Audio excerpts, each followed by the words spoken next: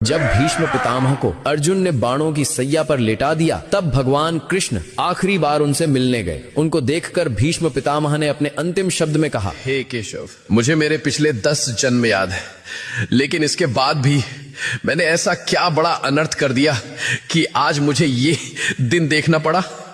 पिछले 10 जन्म में मैंने तो कोई पाप नहीं किया, तो फिर मुझे ये बाणों की सैया क्यों मिली? ये बाणों की सैया अब मुझसे सही नहीं जाती। मुझे मेरे सवाल का जवाब दो केशव। तब भगवान कृष्ण ने कहा कि हे पितामह, ये बात आपके 10 जन्मों के पहले की है। जब आप एक राजकुमार थे, तब आप जंगल से भ्रमण कर रहे थे। तभी आपके रास्ते में एक सांप आ गया। आपने उसको मारा नहीं, बल्कि ये सोचकर कि कहीं ये सांप किसी को काट ना ले, इसलिए आपने उस सांप को रास्ते से हटा दिया।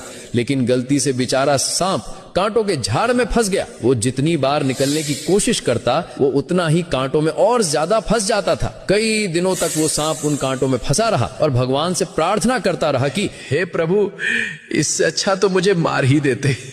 प्रभु, जिसने भी मेरे साथ ऐसा किया है, उसके साथ भी ऐसा ही करना।